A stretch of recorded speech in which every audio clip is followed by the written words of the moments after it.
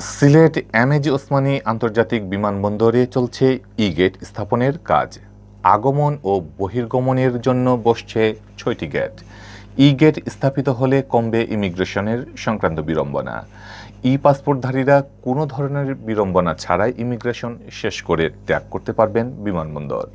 দেশে পাসপোর্টধারীর সংখ্যা এখনও কম হলেও একসময় এর ব্যবহার বাড়বে। ই-গেটের সুবিধা আপাতত সবচেয়ে বেশি ভোগ করবেন প্রবাসীরা পরিবার নিয়ে দেশে আসতে ও ফিরে যেতে কোনো ধরনের ইমিগ্রেশন ভোগান্তির শিকার হতে হবে না। বাংলাদেশে ই-গেট কার্যক্রম শুরু হয় চলতি বছরের ৩০শে জুন। ঢাকার শাহজালাল আন্তর্জাতিক বিমানবন্দরে বসানো ই-গেটের উদ্বোধন হয় সেদিন। এরপর শুরু হয় প্রবাসী অধ্যুষিত সিলেটের এমএজি ওসমানী আন্তর্জাতিক বিমানবন্দরে ই-গেট স্থাপনের কাজ। সংশ্লিষ্টরা জানিয়েছেন, যাদের কাছে পাসপোর্ট আছে তারাই ই-গেট দিয়ে ইমিগ্রেশন কার্যক্রম সম্পন্ন করতে পারবেন। পাসপোর্টে মাইক্রোস্কোপের চিপ রয়েছে। পাসপোর্টধারী ব্যক্তির যাবতীয় তথ্যই পাসপোর্টের চিপে সংরক্ষিত থাকে। ই-গেটে পাসপোর্ট স্ক্যান করার পর গেটের সঙ্গে সংযুক্ত ক্যামেরা যাত্রীকে শনাক্ত করবে, যা এতদিন ম্যানুয়াল পদ্ধতিতে করত ইমিগ্রেশন পুলিশ। যাত্রীকে শনাক্ত করার পরেই খুলে যাবে ই-গেট। এতে কয়েক মুহূর্তের মধ্যেই ইমিগ্রেশন সম্পন্ন হবে। জানা গেছে, বিমানবন্দরে বিদেশ যাত্রী ও দেশে আসা প্রবাসীদের নানা ধরনের হয়রানির শিকার হতে হয়।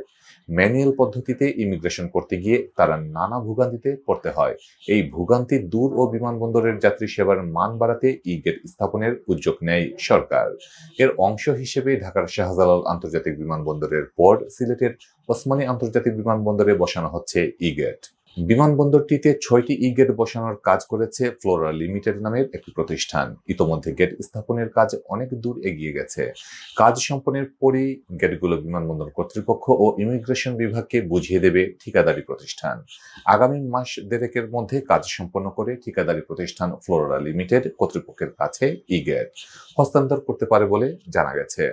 সূত্র জানায়, ওসমানী বিমানবন্দরে ই-গেট কার্যক্রম শুরু হলে পাসপোর্টধারী যাত্রীদের ইমিগ্রেশনের সময় অহেতুক কোনো কর্মকর্তার প্রশ্নের বা জেরার মুখোমুখি হতে হবে না।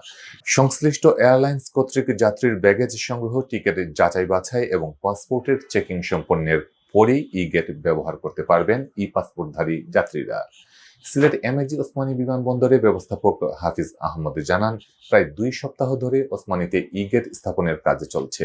বিমানবন্দরে বহির্গমনের জন্য ৩টি এবং আগমনের জন্য ৩টি করে ই-গেট বসানো হচ্ছে। কাজ শেষ হওয়ার পর প্রজেক্ট বাস্তবায়নের সাথে সংশ্লিষ্ট ঠিকাদারি প্রতিষ্ঠান বিমানবন্দর কর্তৃপক্ষকে ই-গেটগুলো বুঝিয়ে দেবে। এরপর আনুষ্ঠানিকভাবে এই কার্যক্রমের উদ্বোধন হবে। হাফিজ আহমদ জানান, ই-গেট কার্যক্রম শুরু হলে ইমিগ্রেশনে ম্যানুয়াল কার্যক্রম কমবে। পাসপোর্টধারী যাত্রীরা সহজেই ইমিগ্রেশন কার্যক্রম সম্পন্ন করতে পারবেন। এতে তাদের সময় কম লাগবে। বাংলাদেশে এখনো পাসপোর্টধারীর সংখ্যা কম হওয়ায় শুরুতে দেশের যাত্রীরা এই সুবিধা কম পাবেন, তবে সময়ের সাথে সেবা গ্রহীতার সংখ্যা বাড়বে।